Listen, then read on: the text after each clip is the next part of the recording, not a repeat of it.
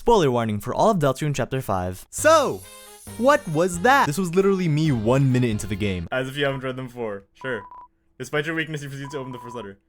Oh! I really shouldn't be shocked after Chapter 3 and 4's release and doubt Toby Fox and crew's ability to surprise their millions of fans, but they still somehow did, like at another level. This chapter is what nobody expected again, and people are probably still playing it at the time of this video's release, but this video is for those who have completed the chapter and the weird root stuff. For the early birds out there, here's some insane stuff you probably missed, and near the end I'll be talking about what is possibly the biggest reveal of this chapter. I'm not taking my sneakers off. Okay, first off, near the start of the game, we get one of the biggest bombshells already, the Sans photo from his secret lab in Undertale. During the festival, when Kris, Susie, and Noelle get ice cream from Sans tells them they qualify for a punch card since they got 3 ice creams. Sans explicitly asked the 3 to take a marker and draw your friends on here so I'll remember you, which is a direct reference to the photo in Sans' secret lab from Undertale. As a refresher, that part stated, "There's a photo album inside the drawer. There are photos of..." Huh? A card is sticking out from the back flap of the binder. It's a poorly drawn picture of 3 smiling people. Written on it, "Don't forget." A poorly drawn photo of 3 smiling people with "Don't forget" written on it. Susie is not very good at drawing probably. 3 smiling people, Kris, Susie, and Noelle. Don't forget the main motif of the game. Everything here connects. Well, maybe. So if you promised to Ralsei in Chapter 3 that you'd buy ice cream for Susie in the festival and say it was from him, then Susie will proceed to draw him on the picture as well. This is where we get to like different timelines and resets and save stuff, which is a whole other can of worms. Let's just say Ralsei's photo got smudged or erased or something like that. This still very much works. Also in the weird route, Susie draws Kris, herself, and Ralsei, so that's still 3 people, but a different set of 3 people. It's a lot, but Toby Fox knows how precise and calculating his fans are, and the incredibly secret specific details from Undertale they hyper focus on. He knows they would remember this photo. He's emphasizing in this scene that this is when the poorly drawn picture is created by Susie and is given to Sans. Now I say that with a lot of certainty, but like maybe it could just be a reference to Undertale. While the connections to both games have been made even clearer than ever before in this chapter, which I'll talk more about later, some things could still just be parallels, but with stuff like the place where it rained, it seems pretty obvious that these two are heavily connected. Let's talk about the tree egg man. I like how this encounter was kind of reminiscent of Chapter 2 with Toby Fox literally appearing before the egg, like you have to encounter the annoying dog before you meet the man behind the tree. But anyway, did you know that if you got all 4 eggs you get different dialogue? Not getting all 4 previous eggs results in the man nodding vigorously whichever dialogue option you choose, and there being a seemingly infinite reflection of trees like that one shot from Evangelion. Kris's head begins to spin and the man looks concerned but seems unable to speak. The man smiles and waves goodbye. Checking again has Kris feel like a weight remained on their shoulder, like something wasn't processed. However, getting all 4 eggs has the man putting his hand on Kris's shoulder, showing his empty palm. I wonder who else has empty palms. And then he shows Kris's smile and seems to reassure Kris to not look for him anymore, which results in Kris feeling a strange melancholy. I really do love the theory that this is Gaster and he's some form of Kris's therapist, because I think the weight remaining on Kris's shoulder if you don't have Kris fully face the man shows that this is something Kris needs to face and fully process. The man smiling when you collect all the eggs seems to show that Kris has maybe faced this version of the man enough that they're ready to confront something realer. I'm excited to see what future awaits if we ever see the man again. Also in this room, Kris resets back to their level 1 health, showing that time in these mysterious egg rooms seem to be extremely flexible. And speaking of mysterious rooms, let's look at what many assume is Des, the person in the code. Following up from the Chapter 4 dialogue, this mysterious voice now says, "I do have one thing though, and that's memories. Memories of my life. Maybe that's all I am at this point, a collection of memory. Then all I can do is not forget, right? Don't forget." I just have to keep telling myself that. There are so many mysterious characters in Deltarune now floating around, and I think that Chapter 5 gives us a pretty reasonable progression of these characters. We learn slightly more, and I think the "don't forget" motif being here again shows that Toby Fox isn't just gonna let this float in the air. We will get our answers, and the people saying he can't wrap this up in 2 chapters are wild, because Undertale was something that took place in a day and had boatloads of lore. Toby Fox has enough space to make 2 more Undertales. He's not just gonna mess around. This is important. Let's talk about something not as important. Image_friend. They appear in this chapter again and do nothing again but be smile and be mysterious. Yes, that's in the script. In this part in the cliffs, after you enter the 6 side-scroller mode, which by the way during some platforming parts really reminded me of Celeste, and I love that game. Anyhow, if you jump here, there's the split second where Kris can act on this weird yellow dot and you see a red image_friend. Now why is he red? Who knows? All I know is that primarily red characters with pink and gold motifs are definitely up to something. I really do love the obsession with Image Friend in the Deltarune fandom because it's like the Gaster of Deltarune, but the thing is we have so little info with Friend compared to Gaster. We have their appearances, the Tale of Hell prophecy, and their outline connecting to stuff like the Gallery prophecy. Very little information, yet people have managed to make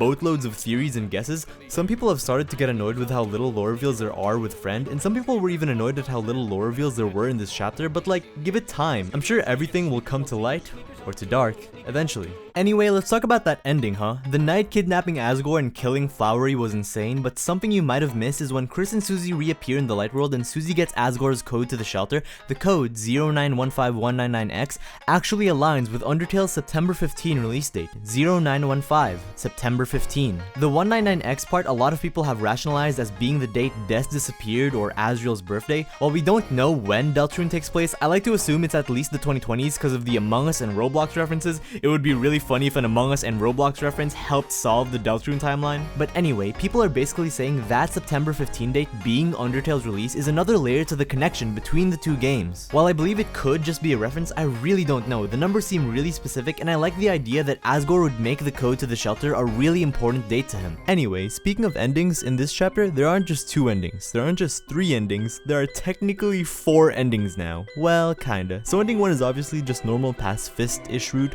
or as Flowery says, pacifist route. You play through the game and you get that ridiculously tragic ending with Susie being in Castletown, which emphasizes the themes of escapism. That'll be for another video. But if you refuse to walk Susie home, then you get the balloon ending. This is where Kris puts the soul inside of a balloon and walks Susie home themselves. It like perfectly establishes Deltarune's contrasts and concepts because it's a really funny bit putting the thing possessing you in a f***ing balloon so you can make your own decisions, but it also adds another extra layer of tragedy to the whole thing with the fact that Susie is trapped in her own escapism with the Dark Worlds. The Dark Worlds are basically doomed and are in this bizarre gray area. This chapter really makes you question the validity of Dark Worlds. And Kris is still being controlled by the soul, aka us, the player. But as Blue says, this is not a tragedy, it's a comedy. But what if it was a tragedy? Ending 3 is the weird route. I don't think I need to say anything because there is everything to say about the weird route and nowhere to begin. It's tragic, it's thematic, it's lore heavy, it's everything the weird route could and could not be, and once again, nobody really saw this coming. There's so much to say and I'll talk more about the weird route in a different video, but all I'm gonna say is my meta-narrative video on the weird route and my comparison to Mikel Haneke's thematic writing in his movies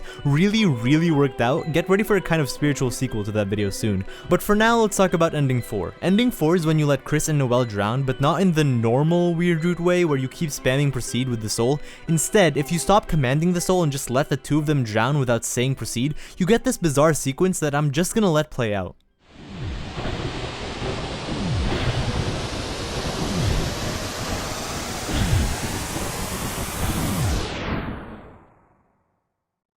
I was wrong. The dream never happened. Kris hadn't changed. I hadn't changed. I had simply gotten carried away. What happens after this is completely wild. The normal Root Lake sequence plays, you know, the Suzelle moment, but would cut to black now and then and would have Noelle say this one statement. Nothing changed. After she says this 3 times, Noelle says this. Nothing changed. Because a Noelle is just a Noelle. What follows after that is a completely new sequence where Kris passes out and Susie has to walk them around until things go back to normal. Now sure, is this an abandoned weird route? Could be, but I believe it's something different this time. I'm not trying to say that I'm counting every abandoned weird route from chapter 2 to 4 as a separate ending, because while chapter 5 has already shown that abandoning the weird route results in slight changes to the dialogue and character dynamics, that's about it, slight changes. However, this ending with Kris and Noelle almost drowning and you still having gone through all the motions of the weird route, having all of that be overwritten this quickly to just place you back in the normal route, it doesn't feel right to me. I feel like something has changed here. It's not an abandoned weird route, but a weird route where Kris and Noelle don't fully make it into the lake, but are still heavily negatively affected by your actions. I know Noelle said nothing changed, but I think something really did. Of course, this is all relatively new and people are still researching, so keep an eye out for new discoveries. And speaking of new discoveries, people who are actively looking at the game's code have discovered that completing chapter 5's weird route, like the one that leads to this screen, does in fact affect your save files. Yes, all of them, if I'm correct. I may be wrong and I'll add a pinned comment to this part if I am wrong, but from what I understand, completing Deltarune Chapter 5's weird route results in a new file that checks if you've completed it, meaning if you've completed the weird route up to this point, the game will know this and keep track of this, regardless of what point you're playing the game in. The title of this file definitely indicates that it has something to do with that bizarre ending with inserting Chapter 7 Side B, like a brand new part of Chapter 7 is unlocked by doing the weird route. I assume if you're a hardcore fan, you know what device theory is, but if you don't, I hope you have 10 hours and 30 minutes. The videos are as long as Chapter 5 itself, Jesus Christ. Here's a quick recap, that's not 10 hours and 30 minutes. Device theory states that there are multiple realities in Deltarune, the levels being our reality, the program reality where Gaster is, and then Deltarune itself, which is comprised of both the light world and dark world realities. Gaster created Deltarune, made it into a program, or device, and used it to connect our reality, the player's reality, to the game's reality. Anyway, what I and many others are thinking this ending screen could indicate is that it's some sort of epilogue or just something for the game to do after Kris and Noelle drown. After the game program's main character dies, the game doesn't know what to do, so a new side of the game program in Chapter 7 is unlocked. Whatever that is, the creation of a new file here indicates that completing the weird route up to this point will result in a permanent change. Wild. Alright, we've been talking about some bleak, heavy subjects with insane lore implications. Let's talk about something lighter and happier, like Happy Town. No, not from Undertale, but from Deltarune.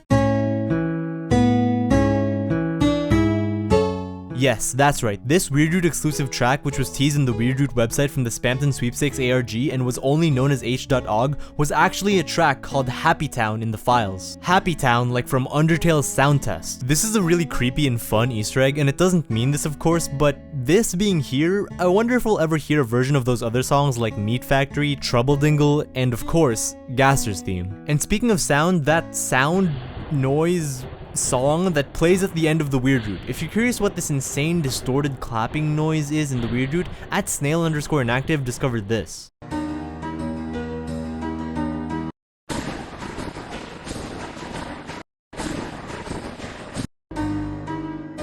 So apparently it's a slowed down, heavily distorted version of Festival. I think this specific part of Festival, being the one with Noelle's Girl Next Door motif, was a really cool choice.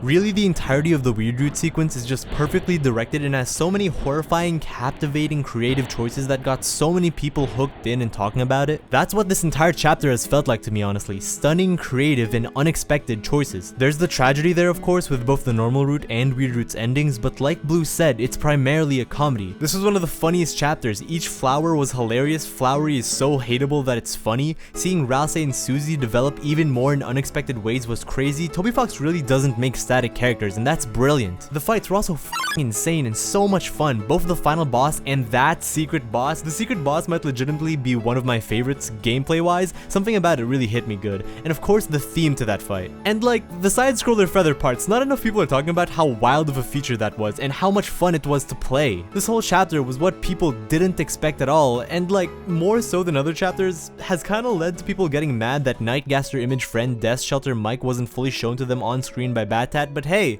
maybe chapter 6 will do that.